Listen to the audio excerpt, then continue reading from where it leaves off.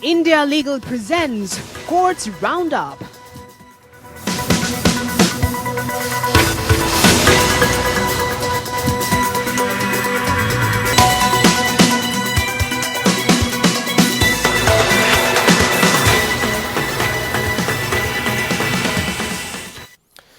नमस्कार, मैं हूं आपके साथ रविंद्र सिंह। कोर्ट्स राउंडअप में आपका स्वागत है। इस बुलेटिन में अगले आधे घंटे में हम आपको कोर्ट से जुड़ी तमाम छोटी बड़ी खबरों से रूबरू करवाएंगे।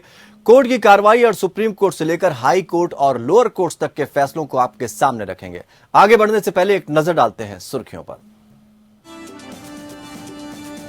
मोरबी हादसे में पूर्व सुप्रीम कोर्ट जज से न्यायिक जांच की मांग। सुप्रीम कोर्ट में पहली सुनवाई 14 नवंबर को होगी। याचिका में कहा गया, घटना सरकारी अधिकारियों की घोर लापरवाही दर्शाता है। मुफ्त चुनावी वादों पर रोक लगाने के मामले में जल्द सुनवाई का सुप्रीम कोर्ट का निर्देश। 3 जजों की बेंच के समक्ष सूचीबद्ध होगा मामला। असम सरकार ने सरकारी मदरसों को स्कूल में तब्दील करने के आदेश को चुनौती मामले में नोटिस किया जारी। सुप्रीम कोर्ट में सरकारी फैसले को मदरसों की प्रबंध समितियों ने दी है चुनौती। वाइस चांसलर्स की नियुक्ति मामले में हाई कोर्ट में चांसलर्स ने कहा, सीनेटरों ने अधिकार क्षेत्र को पार किया। केरल हाई कोर्ट ने पूछा, केरल विश्वविद्यालय बिना वीसी के कैसे काम कर सकता है।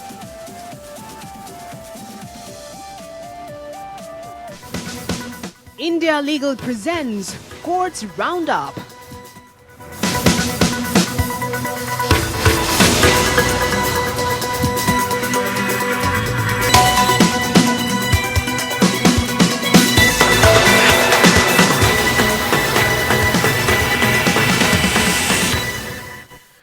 तो कोर्ट राउंडअप में बढ़ते हैं आगे। सुप्रीम कोर्ट में एक जनहित याचिका दायर की गई है जिसमें न्यायिक जांच की मांग की गई है। इस हादसे में 137 लोगों की जान चली गई। सुप्रीम कोर्ट के सेवानिवृत्त न्यायाधीश की देखरेख में न्यायिक जांच आयोग गठित करके तुरंत हस्तक्षेप करने की मांग करते हुए इस मामले का सीजेआई के समक्ष उल्लेख किया गया।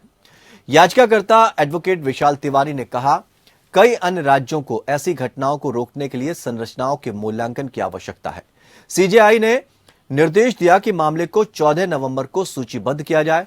तिवारी ने कहा कि माचू नदी पर लटका हुआ 141 साल पुराना पुल टूटना लापरवाही और प्रशासन की पूरी तरह से नाकामी को दर्शाता है। उनका दावा है कि उचित देखभाल और अग्रिम मरम्मत से दुर्घटनाग्रस्त होने से इसे बचाया जा सकता था।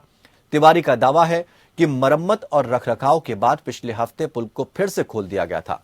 हालांकि पुल टूट गया और लोग नदी में गिर गए और लोगों की मौत हो गई।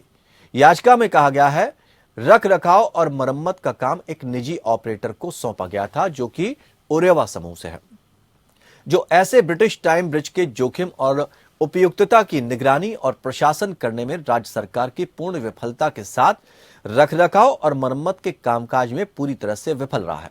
राज्य सरकार भी अपने समय पर रखरखाव के साथ साथ पुल की कार्यक्षमता की देखरेख के अपने कर्तव्य में विफल रही है।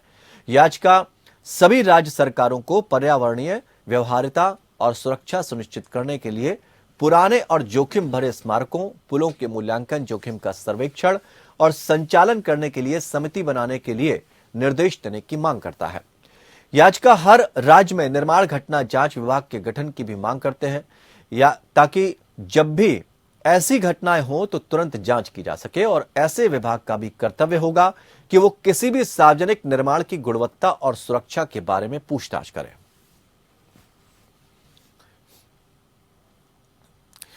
सुप्रीम कोर्ट ने 2020 के असम विधानसभा कानून को बरकरार रखने वाले गुवाहाटी उच्च न्यायालय के फैसले के खिलाफ एक विशेष अनुमति याचिका पर नोटिस जारी किया है। हाईकोर्ट के फैसले के मुताबिक सभी राज्य संचालित मदरसों को सामान्य शैक्षणिक संस्थानों में बदला जाना था। इस कानून के विरोध में मदरसों की प्रबंध समितियों ने उच्च न्यायालय का दरवाजा खटखटाया और कहा था कि इसने संविधान के अनुच्छेद 29 और 30 का उल्लंघन किया है।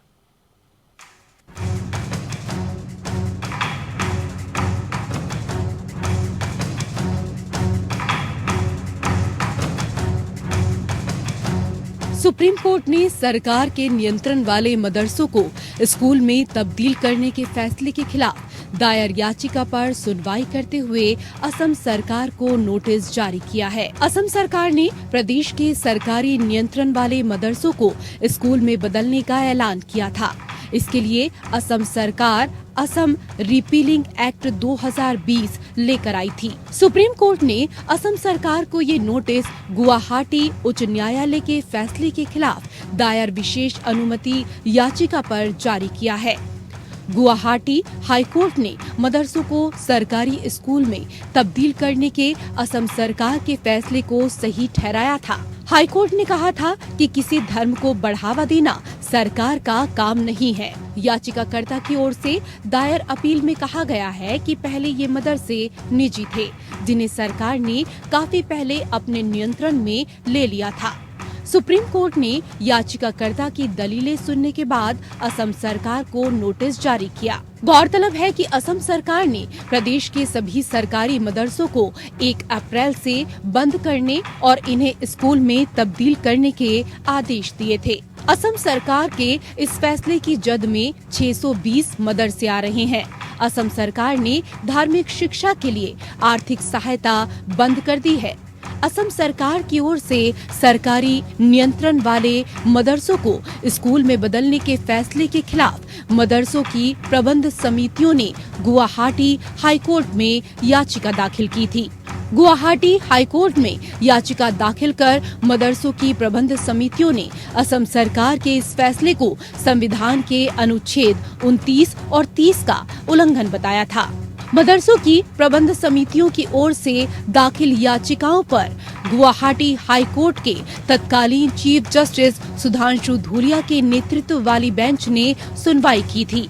गुवाहाटी हाईकोर्ट के तत्कालीन चीफ जस्टिस के नेतृत्व वाली बेंच ने असम मदरसा शिक्षा प्रांतीयकरण अधिनियम 1995 और असम मदरसा शिक्षा शिक्षकों की सेवाओं का प्रांतीयकरण और शैक्षणिक संस्थानों का पुनर्गठन अधिनियम 2018 के प्रावधानों को निरस्त करने वाले 2020 के विधेयक को बरकरार रखने का आदेश दिया था। Bureau report, APN। पीएमएलए या prevention of money laundering act के तहत ईडी को मिले विशेषाधिकारों को लेकर दाखिल पुनर्विचार याचिका पर सुप्रीम कोर्ट 3 हफ्ते के बाद सुनवाई करेगा। आज मामले में सॉलिसिटर जनरल तुषार मेहता की तरफ से कहा गया कि वो संविधान पीठ की सुनवाई में व्यस्त हैं, इस वजह से इस मामले की सुनवाई में उपलब्ध नहीं हो पाएंगे। सीजेआई जस्टिस यूयू ललित ने कहा कि इस मामले को अगले होने वाले प्रधान न्यायाधीश जस्टिस TY चंद्रचूड़ के सामने रखा जाए। इस मामले में सुप्रीम कोर्ट पहले ही साफ कर चुका है कि वो इस मामले में सिर्फ 2 पहलुओं पर ही दोबारा विचार करेगा। पहला है ECIR की कॉपी आरोपी को ना देने पर, दूसरा मामले में आरोपी को खुद को निर्दोष साबित करने का जिम्मा आरोपी पर ही होने के प्रावधान पर विचार किया जाएगा। पिछले महीने की 27 तारीख को सुप्रीम कोर्ट ने प्रवर्तन निदेशालय के अधिकारों और पीएमएलए को चुनौती देने वाली याचिकाओं पर फैसला सुनाते हुए कहा था कि ईडी को गिरफ्तारी का अधिकार है। इससे पहले पीएमएलए पर सुप्रीम कोर्ट ने बड़ा फैसला सुनाया था। प्रवर्तन निदेशालय की तरफ से दर्ज केस में फंसे लोगों को झटका देते हुए कोर्ट ने पीएमएलए कानून के विभिन्न प्रावधानों को चुनौती देने वाली याचिकाओं को खारिज कर दिया था। कोर्ट ने कहा था कि 2018 में कानून में किए गए संशोधन सही हैं। इसके साथ ही शीर्ष अदालत ने प्रवर्तन निदेशालय के सभी अधिकारों को बरकरार रखा था। सुप्रीम कोर्ट ने गिरफ्तारी, रेड, समन, बयान समेत पीएमएलए एक्ट में ईडी को दिए गए सभी अधिकारों को जायज ठहराया था। कोर्ट ने कहा था कि प्रवर्तन मामले की सूचना रिपोर्ट यानी ECIR को FIR के साथ नहीं जोड़ा जा सकता है। ECIR की कॉपी आरोपी को देना जरूरी नहीं है। गिरफ्तारी के दौरान कारणों का खुलासा करना ही काफी है। कोर्ट ने कहा था कि ईडी के सामने दिया गया बयान ही सबूत है।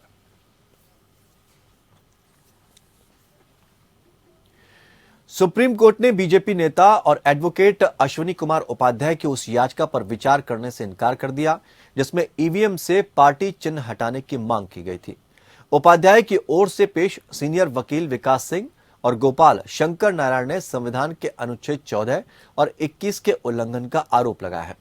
उन्होंने प्रस्तुत किया कि ईवीएम पर पार्टी चिन्ह मतदाताओं की पसंद को प्रभावित करता है और उन्हें चुनावी उम्मीदवारों की विश्वसनीयता के आधार पर चुनाव करने का मौका नहीं मिलता। सीजेआई ने याचिका पर सुनवाई करते हुए कहा कि प्रत्याशी जिस राजनीतिक दल के सिंबल के जरिए चुनाव लड़ रहा है, अगर उसके चुनाव चिन्ह को ईवीएम पर प्रदर्शित नहीं करेगा तो ये कैसे पता चलेगा कि वो किस पार्टी को रिप्रेजेंट कर रहा है। इस पर याचिकाकर्ता की तरफ से वरिष्ठ वकील विकास सिंह ने कहा, चुनाव और राजनीति में आपराधिक रिकॉर्ड का आंकड़ा लगातार बढ़ रहा है। प्रत्याशियों के अपराधियों के इतिहास का खुलासा करने के लिए ईवीएम एक अच्छा तरीका है, क्योंकि कोर्ट द्वारा आपराधिक इतिहास के मामले पर पहले ही आदेश जारी कर चुका है, लेकिन उससे इस मामले में कोई खास मदद नहीं मिली। वरिष्ठ वकील विकास सिंह ने आगे कहा कि अगर उम्मीदवारों की जानकारी मतदान करने वाले को होगी तो सिस्टम में बेहतर बदलाव ला सकेंगे और पार्टी भी अच्छे लोगों को टिकट देने के लिए मजबूर होगी। सीजेआई ने याचिकाकर्ता से कहा कि इस मामले पर आपकी ओर से चुनाव आयोग और विधि आयोग को कोई रिप्रेजेंटेशन नहीं दिया गया है। ऐसे में अनुच्छेद 32 के तहत इस मामले पर हम कुछ नहीं कर सकते। आप चाहे तो अपनी याचिका वापस ले सकते हैं। हालांकि कोर्ट ने याचिकाकर्ता के आग्रह पर अपनी मांग को चुनाव आयोग के सामने रखने की इजाजत देते हुए याचिका का निपटारा किया। सुप्रीम कोर्ट की सीजेआई यूयू ललित और जस्टिस बेला एम त्रिवेदी की बेंच ने निर्देश दिया कि चुनाव प्रचार के दौरान मुफ्त में चीजें दिए जाने के वादे पर रोक लगाने की मांग करने वाली याचिका को 3 जजों की बेंच के सामने सूचीबद्ध किया जाएगा। अदालत ने कहा कि विवाद की प्रकृति और पहले की सुनवाई में पक्षों द्वारा की गई दलीलों को देखते हुए मामले को जल्द से जल्द सूचीबद्ध किया जाएगा। यह घटनाक्रम वकील और दिल्ली के पूर्व प्रवक्ता अश्विनी उपाध्याय द्वारा दायर जनहित याचिका में आया है, जिसमें चुनाव आयोग को राजनीतिक दलों को चुनाव अभियानों के दौरान मुफ्त में वादा करने की अनुमति नहीं देने का निर्देश देने की मांग की गई है। याचिकाकर्ता ने तर्क दिया कि राजनीतिक दल चुनावों के दौरान राज्य की अर्थव्यवस्था पर वित्तीय प्रभाव के आकलन के बिना केवल वोट बैंक को आकर्षित करने के लिए वादे करते हैं। इस प्रकार करदाताओं के पैसे का उपयोग राजनीतिक दलों द्वारा सत्ता में बने रहने के लिए किया जाता है और यह स्वतंत्र और निष्पक्ष चुनाव पर प्रतिकूल प्रभाव डालता है। पिछली सुनवाई में अदालत ने फैसला किया था कि जिन प्रारंभिक मुद्दों पर विचार विमर्श करने की आवश्यकता हो सकती है वे है, पहला है याचिकाओं के वर्तमान बैच में मांगी गई राहत के संबंध में न्यायिक हस्तक्षेप का दायरा क्या है। दूसरा है, क्या इन याचिकाओं में इस न्यायालय द्वारा कोई प्रवर्तनीय आदेश पारित किया जा सकता है। तीसरा है, क्या न्यायालय द्वारा आयोग अथवा विशेषज्ञ निकाय की नियुक्ति से इस मामले में कोई उद्देश्य पूरा होगा। इसके अतिरिक्त आयोग अथवा विशेषज्ञ निकाय का कार्यक्षेत्र, संरचना और शक्तियां क्या होनी चाहिए। अगला है, शामिल मुद्दों की जटिलता को देखते हुए और एस सुब्रमण्यम बालाजी बनाम तमिलनाडु सरकार में सुप्रीम कोर्ट के 2 न्यायाधीशों की बेंच द्वारा दिए गए फैसले को खारिज करने की प्रार्थना को देखते हुए न्यायालय ने इन याचिकाओं के सेट को 3 जजों की बेंच के समक्ष सूचीबद्ध करने का निर्देश दिया है। सुप्रीम कोर्ट ने कुत्तों को दी जाने वाली इंट्राडर्मल रेबीज टीके या आईडीआरवी की प्रभावकारिता का अध्ययन करने के लिए एक स्वतंत्र विशेषज्ञ समिति का गठन करने की मांग वाली याचिका पर नोटिस जारी किया है। जस्टिस अजय रस्तोगी और जस्टिस सीटी रविकुमार की बेंच ने एडवोकेट वी श्याम मोहन की सहायता से एडवोकेट कुरियाकोस वर्गीस को सुनने के बाद नोटिस जारी किया। याचिका कई लोगों की पृष्ठभूमि में दायर की गई है जिन्हें कुत्तों ने काटा था। एक्सपोजर प्रोफिलैक्सिस के बावजूद रेबीज के कारण उसने दम तोड़ दिया। याचिका में कहा गया है कि इन मौतों ने उपचार प्रोटोकॉल के बारे में कई सवाल खड़े किए हैं और इससे भी महत्वपूर्ण बात यह है कि टीकों की प्रभावशीलता। याचिका में यह भी कहा गया कि national centre for disease control के मुताबिक मनुष्यों के लिए रेबीज के टीके का निर्माण एक जटिल प्रक्रिया होने के कारण निर्माण और परीक्षण के लिए न्यूनतम 3 से 4 महीने की आवश्यकता होती है। चौंकाने वाली बात यह है कि ऐसे मामले सामने आए हैं जहां वैक्सीन निर्माण के 14 दिनों के भीतर राज्य में पहुंच गई। याचिका में कहा गया है कि आवश्यक गुणवत्ता जांच का पालन न करना भारत के संविधान के अनुच्छेद 14, 19 और 21 का सीधा उल्लंघन होगा। यह याचिकाकर्ता का मामला है कि रेबीज के प्रसार को कम करने के लिए इसके स्रोत यानी कुत्ते, रेबीज के जोखिम को खत्म करना सबसे प्रभावी उपाय है। इसके अलावा ऐसे अध्ययन हैं जो बताते हैं कि टीके की खुराक भी कुत्तों में रेबीज को रोकने में प्रभावी है। विशेषज्ञों के मुताबिक मानव रेबीज एक 100% टीका रोकथाम योग्य बीमारी है और टीकों को अत्यधिक प्रभावी, सुरक्षित और सहनशील माना जाता रहा है। परफोर्स टीकाकरण के बिना रेबीज एक घातक बीमारी है। देश में आम लोगों तक लीगल सर्विस की पहुंच बनाने और कानूनी जागरूकता के लिए नालसा की ओर से देशव्यापी अभियान शुरू किए गए हैं। नालसा के कार्यकारी अध्यक्ष और देश के 50वें मुख्य न्यायाधीश के रूप में नामित जस्टिस टी.वाई. चंद्रचूड़ ने एक वर्चुअल माध्यम से आयोजित समारोह में इन 2 अभियानों का शुभारंभ किया। आजादी के 75वें वर्ष के उपलक्ष्य में नालसा की ओर से देश भर की जेलों और बाल संरक्षण केंद्रों में बंद लोगों के लिए कानूनी सहायता उपलब्ध कराने के उद्देश्य से हक हमारा भी तो है अभियान की शुरुआत की गई।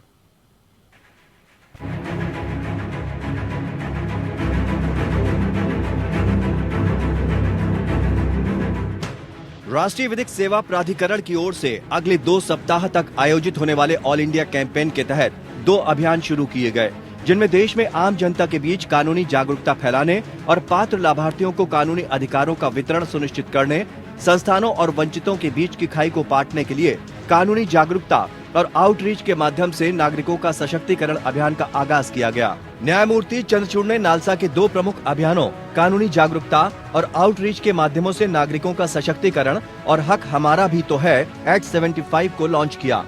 देश भर की जेलों और बाल संरक्षण केंद्रों में बंद व्यक्तियों को कानूनी सहायता उपलब्ध कराने के लिए हक हमारा भी तो है अभियान शुरू किया गया है।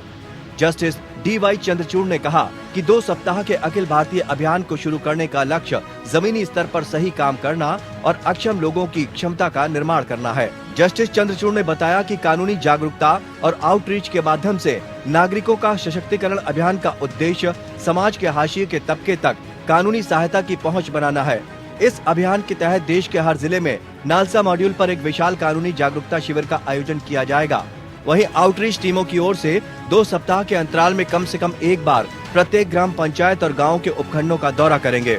शिविर और दौरे के दौरान संविधान के तहत परिकल्पित मौलिक अधिकार और कर्तव्य, महिला संबंधी कानून, बाल संबंधित कानून, मानवाधिकार, पर्यावरण कानून आदि जैसे देशवासियों को प्रभावित करने के मुद्दों पर जानकारी देने के साथ ही चर्चा की जाएगी। रिपोर्ट। केरल हाईकोर्ट ने चयन समिति के लिए सदस्य को नामित नहीं करने पर केरल विश्वविद्यालय सीनेट से तलब की है।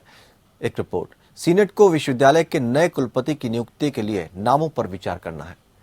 अदालत राज्यपाल आरिफ मोहम्मद खान की 15 सीनेटरों की सदस्यता वापसी को चुनौती देने वाली याचिका पर सुनवाई कर रही थी। खान ने चांसलर के रूप में अपनी क्षमता में निर्णय लिया था।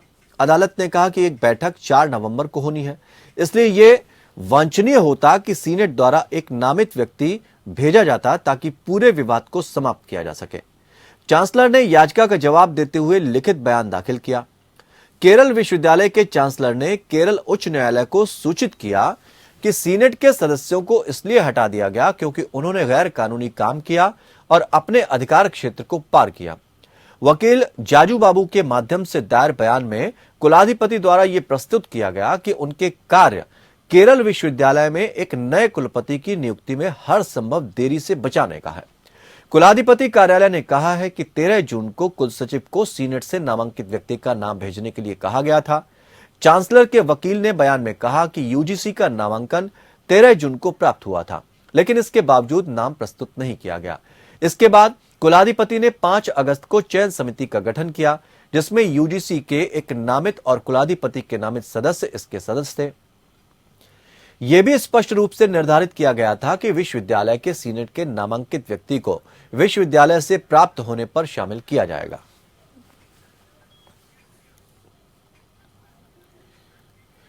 केरल उच्च न्यायालय ने व्यवस्था दी थी कि वो कानूनी प्रश्नों का निर्णय करते समय इस्लामी पादरियों या मौलवियों की राय के सामने आत्मसमर्पण नहीं करेगा, क्योंकि पादरियों के पास कानूनी मुद्दों पर कोई कानूनी प्रशिक्षण नहीं है।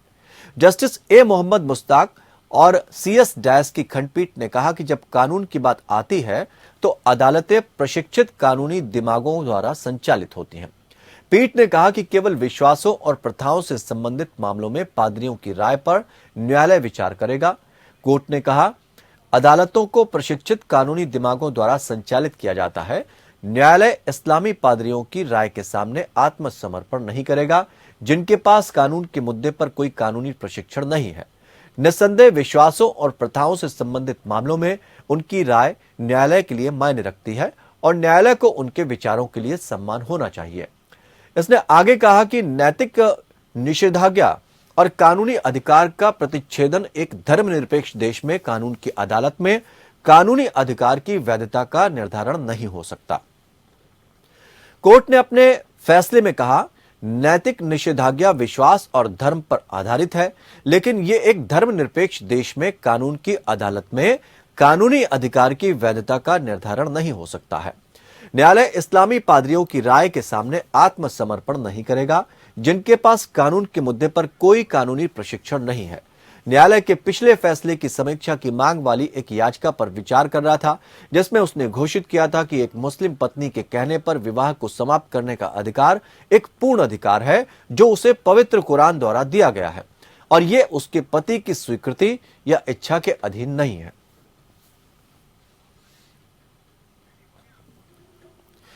छत्तीसगढ़ हाईकोर्ट ने स्पष्ट किया कि वैधानिक प्राधिकरण से पूर्व अनुमति प्राप्त किए बिना भूमि उपयोग में परिवर्तन की अनुमति नहीं है। यह व्यवस्था छत्तीसगढ़ नगर और ग्राम निवेश अधिनियम 1973 के अंतर्गत निदेशक की पूर्व अनुमति के बिना खुले स्थान को सामुदायिक केंद्र में बदलने के संदर्भ में किया गया। मामले के तथ्य ये हैं कि प्रतिवादी रायपुर विकास प्राधिकरण ने कटोरा तालाब योजना नामक आवास योजना को लागू करने के लिए उनकी कुछ हेक्टेयर भूमि पर कब्जा करने के लिए याचिकाकर्ता सहकारी समिति के साथ एक समझौता किया। बदले में सोसाइटी को 3 प्रखंडों में 36 आवासीय भूखंड आवंटित किए जाने हैं। स्वीकृत लेआउट के मुताबिक इन ब्लॉकों के बीच खुले क्षेत्रों को भी छोड़ दिया गया। बाद में याचिकाकर्ता सोसाइटी ने पाया कि खुली भूमि का क्षेत्र प्रतिवादी नगर निगम द्वारा सर्व समाज सामुदायिक भवन के निर्माण के लिए लिया गया, इसलिए सोसाइटी ने रिट के माध्यम से न्यायालय का दरवाजा खटखटाया। इसे एकल न्यायाधीश ने खारिज कर दिया, इसलिए वर्तमान अपील दायर की गई। कोर्ट ने रिकॉर्ड पर मौजूद सबूतों के अवलोकन के बाद और दोनों पक्षों को सुनने के बाद कहा कि अधिनियम 1973 की धारा 26 कुछ असाधारण कार्यों को छोड़कर निदेशक की लिखित अनुमति के बिना किसी भी भूमि के उपयोग या भूमि के किसी भी विकास को प्रतिबंधित करती है। साथ ही रिकॉर्ड पर मौजूद सबूतों से यह स्पष्ट है कि निर्देशक से ऐसी कोई लिखित अनुमति नहीं ली गई। कोर्ट ने कहा कि नगर पालिका सरकार के कार्यों में से एक होने के नाते खुले स्थानों को संरक्षित करने के लिए क्षेत्र को नियंत्रित करने वाले कानून के प्रावधानों के अनुसार कार्य करने की अपेक्षा की जाती है। कोर्ट ने कहा, नगर निगम सक्षम प्राधिकारी की पूर्व अनुमति के बिना लेआउट योजना में आरक्षित भूमि के अलावा किसी अन्य उद्देश्य के लिए भूमि का उपयोग नहीं कर सकता। तो कोर्ट साउंड में फिलहाल इतना ही, लेकिन खबरों का सफर लगातार जारी रहेगा। जुड़े रहिए हमारे साथ। India Legal presents Courts Roundup.